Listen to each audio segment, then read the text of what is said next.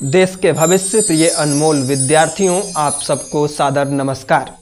कैसे हैं आप सब?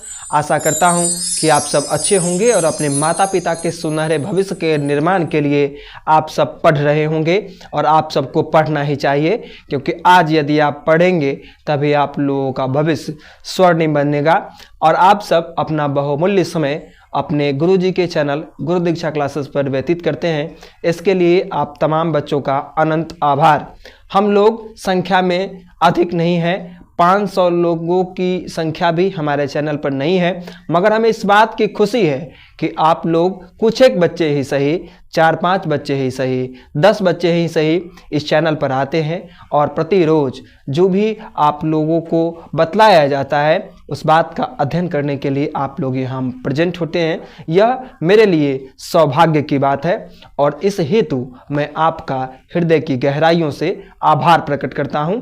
और आप सबके पास जो भी कीमती समय अभी शेष है उसे विशेष समझते हुए आप सब पढ़ेंगे, आपसे यही अपेक्षा करता हूं। और माँ सरस्वती भगवती जिनकी प्रतिमा मेरे ठीक बाएं हिस्से में अवस्थित है, मैं माँ सरस्वती भगवती से आप सब बच्चों के बेहतर भविष्य की प्रार्थना करता हूं और हर दिन करता हूं। मैं चाहता हूं कि आप सब भविष्य में कीर्तिमान यश अर्जित करें।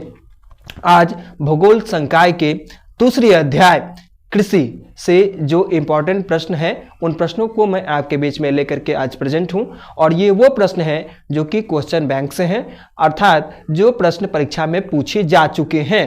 तो पूछे जा चुके प्रश्नों को लेकर के मैं आपके बीच में प्रेजेंट हूं, जो नियमित रूप से क्रमवार वर्ष बर वर्ष पूछे जाते रहे हैं। तो उन प्रश्नों को ही मैं आपके बीच में लेकर के प्रेजेंट हूं। आप लोग एक नोटबुक को लेकर के अपने पास बैठिए और नोटबुक पर जो भी प्रश्न मैं बताऊंगा, जो कि लिखता हुआ आएगा यहाँ पे, तो उन तमाम प्रश्नों को आप लोग कॉपी पे नोट कीजिए। और नोट करने के बाद जैसे ही वीडियो समाप्त हो जाए तो आप लोग उन प्रश्नों को अपनी कॉपी पर लिखने का अभ्यास कीजिए। इससे क्या होगा? तो इससे होगा यह कि परीक्षा तक भी आपको वो तमाम प्रश्न याद रहेंगे, साथ ही साथ न केवल याद रहेंगे बल्कि आपको वो प्रश्न ताउम्र याद रहेंगे। तो परीक्षा में मन से लिखने के लिए और परीक्षा में शानदार अंक हासिल करने के लिए मेहनत कीजिए, क्योंकि दुनिया में कोई भी ऐसा शख्स नहीं है जो कि बिना मेहनत के उसने सफलता की सर्वोच्च सीढ़ी तक के सफ़र को तय कर लिया हो। तो इसलिए मेहनत जारी रखिए और परिणाम जो होगा वो यकीनन शानदार होगा और उत्कृष्ट होगा। तो अब कृषि से जो इम्पोर्टेंट प्रश्न हैं उन प्रश्नों को मैं आपके बीच में रख रहा हूं। प्रथम प्रश्न ये रहे, हरित क्रांति से आप क्या समझते हैं? तो लिखेंगे हरित क्रांति एक ऐसी क्रांति जिसमें जो कि 70 के दशक में हुई, और यह एक ऐसी क्रांति थी जिस क्रांति में भारत की कृषि के क्षेत्र में एक नवीन परिवर्तन आया, अर्थात एक नया परिवर्तन आया जिसमें खेती से संबंधित विभिन्न प्रकार के पहलुओं को विस्तार पूर्वक अध्ययन किया गया, ध्यान दिया गया, जिसमें कृषि की नवीन तकनीक, नए नए तकनीकों का प्रयोग किया गया, उन्नत किस्म के बीजों का प्रयोग किया गया, ताकि खेतों में फसल खाद्यान्न के उत्पादन में नियमित रूप से वृद्धि हो। और इसमें जिस फसल की अधिक वृद्धि हुई उसमें गेहूं की फसल सर्वाधिक महत्वपूर्ण थी। और इस क्रांति के जनक जो थे वो थे डॉक्टर एस.एम. स्वामीनाथन। तो इस क्रांति के बारे में आप इतना ही लिख देंगे तो पर्याप्त रहेगा, है ना। आरंभ आप इस तरीके से भी कर सकते हैं कि भारत में होने वाली एक ऐसी क्रांति जिसके माध्यम से खाद्यान्न के उत्पादन में उत्तरोत्तर वृद्धि हुई, उस क्रांति को ही हरित क्रांति कहते हैं। और इस क्रांति के जनक डॉक्टर एस.एम. स्वामीनाथन थे। और इस क्रांति में गेहूं की फसल में काफ़ी ज़्यादा वृद्धि हुई। और यह एक ऐसी क्रांति थी जिस क्रांति में कृषि की नवीन तकनीकों का प्रयोग किया गया, है ना, उन्नत किस्म के बीजों का प्रयोग किया गया। तो इतना लिख देना ही आप लोगों को पर्याप्त रहेगा, जैसा आप लोगों को समझ में आया हो और जिस तरीके से आप समझें उस ढंग से आप परीक्षा में प्रश्न को लिख सकते हैं और प्रश्न का उत्तर। इसके पश्चात अगला इंपॉर्टेंट प्रश्न है, भारत के किन्हीं 2 रोपण फसलों के नाम लिखें। तो लिखेंगे भारत के 2 रोपण फसलों के नाम निम्नलिखित है। पहला आप लिख सकते हैं कपास लिख सकते हैं, दूसरा कहवा लिख सकते हैं, है ना। तो रोपण फसल होता क्या है? तो रोपण फसल एक व्यापारिक फसल होता है ना, जो कि व्यापार के दृष्टिकोण से क्या की जाती है, है ना। और उसके बाद हो सकता है शुरुआत में आप लोग रोपण फसल के बारे में थोड़ी सी परिभाषा संक्षिप्त के रूप में दे दीजिएगा, उसके पश्चात इसके उदाहरण लिख दीजिएगा, है ना। कॉफ़ी हो गया, है ना, चाय हो गया, ये सब खेती रोपण फसल के अंतर्गत आती है। इसके पश्चात अगला इंपॉर्टेंट प्रश्न है, फसल चक्रण मृदा संरक्षण में किस प्रकार सहायक है। लिखेंगे, फसल चक्रण मृदा संरक्षण में बेहद ही महत्वपूर्ण भूमिका निभाता है। मृदा संरक्षण अर्थात मिट्टी को सुरक्षित रखने में, मिट्टी की उर्वरा शक्ति को बरकरार रखने में फसल चक्रण जो है सो अपनी अहम भूमिका अदा करता है। फसल चक्रण में होता क्या है, तो विभिन्न ऋतुओं में विभिन्न प्रकार की फसलें बदल बदल करके की जाती है, उसी को फसल चक्रण कहा जाता है। और जब फसल चक्रण के द्वारा इस प्रकार बदल बदल कर खेती की जाती है तो इससे होती क्या है, इससे मृदा सुरक्षित रहती है, संरक्षित रहती है। ऐसा इसलिए क्योंकि जब फसल बदल बदल करके की जाती है तो इससे होता यह है कि मिट्टी की गुणवत्ता शक्ति जो है सो बरकरार रहती है। तो मिट्टी की गुणवत्ता शक्ति को बरकरार रखने में फसल चक्रण का अहम योगदान है। तो इस प्रकार हम कह सकते हैं कि फसल चक्रण जो है सो मृदा संरक्षण के लिए अत्यंत आवश्यक है अथवा अत्यंत उपयोगी सिद्ध होता है। इसके पश्चात अगला इंपॉर्टेंट प्रश्न इस पाठ से, भारत की 2 नकदी एवं 2 उद्देश्य वाली फसलों के नाम बताएं। तो लिखेंगे, भारत की 2 नकदी फसल के नाम हो गए कौन, तो आप लोग लिख सकते हैं चाय लिख सकते हैं, है ना, या फिर कॉफ़ी लिख सकते हैं अथवा तंबाकू लिख सकते हैं, है ना। उसके पश्चात रेशेदार फसल कौन से होते हैं, तो रेशेदार फसल कौन होता है, वैसा फसल जिसके द्वारा क्या होता है, जिसके द्वारा वस्त्र का निर्माण होता है ना, धागों का निर्माण होता है ना।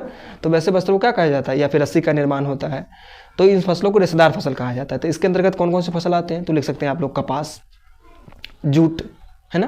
तो ये सब फसल कौन है, तो रेशेदार फसल है ना। इसके पश्चात अगला इंपॉर्टेंट प्रश्न इस पाठ से, भारतीय अर्थव्यवस्था में कृषि का क्या महत्व है।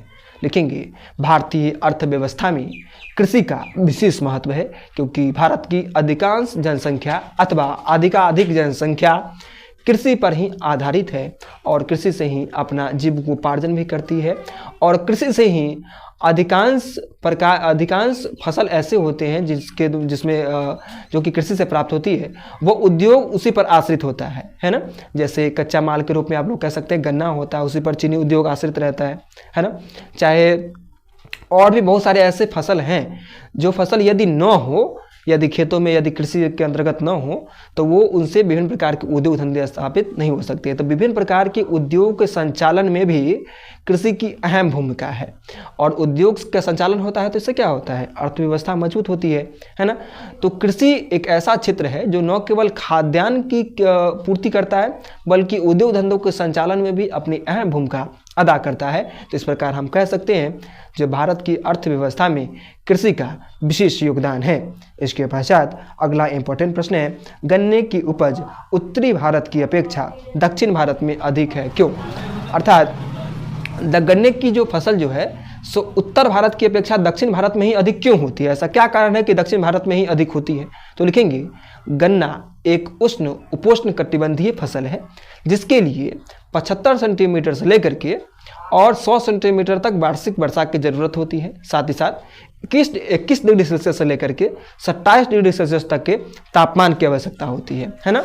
और यह जो अनुकूल जो वातावरण जो है सो उत्तरी भारत की अपेक्षा दक्षिण भारत में सुलभ है, पर्याप्त मात्रा में ये अनुकूल दशाएं होती ही हैं। तो इस कारण से उत्तरी भारत की अपेक्षा दक्षिण भारत में जो है सो गन्ने की फसल होने का ये मूल कारण यही है क्योंकि वहाँ पर अनुकूल दशाएं इस प्रकार की पाई जाती हैं।